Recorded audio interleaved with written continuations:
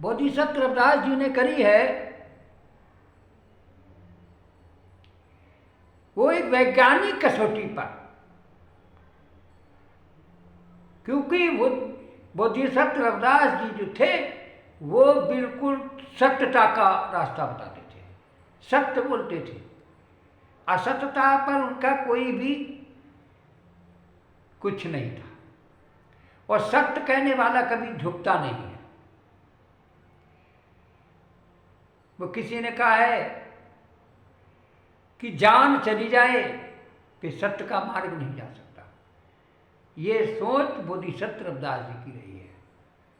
अब रविदास जी को मानने वाले लोग नदियों में नहा रहे बात कर रहे हैं, तो या तो वो बोधिसत्व रविदास जी को जानते नहीं है, जब जानते नहीं है तो मानने से क्या फायदा। पहले जानो, खोजो, बीनो, छानो, जानो, फिर मनन करो, तब उस पर चलो। तो ये जितना लोग कहते हैं हम रविदास जी को मानते हैं, रविदासी हैं, रविदासी है, वो रविदासी बिल्कुल नहीं है, खाली ढोल पीटते हैं।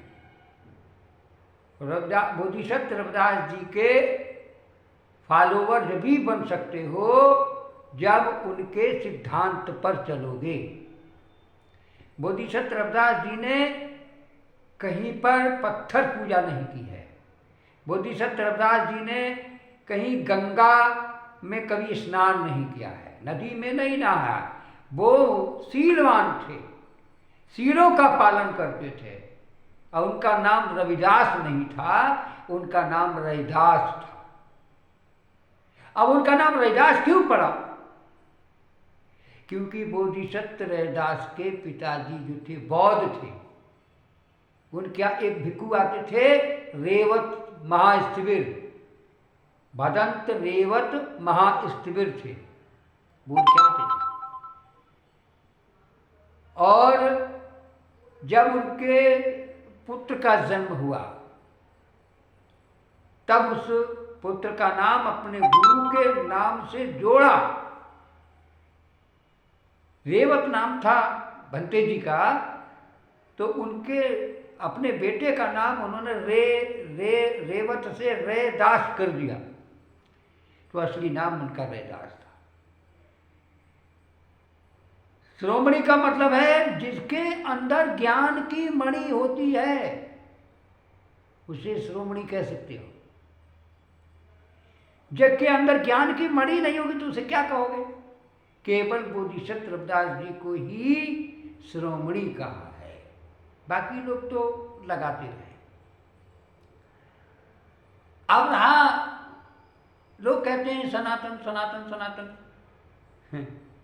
सनातन शब्द तो बुद्ध के ग्रंथों में पाया जाता है। धम्मपद में तथागत बुद्ध ने 563 ईसा पूर्व में धम्मपद में बुद्ध ने कहा है सनातन ऐस धम्मो, और किसी के ग्रंथ में कहीं सनातन शब्द अंदर लिखा ही नहीं है।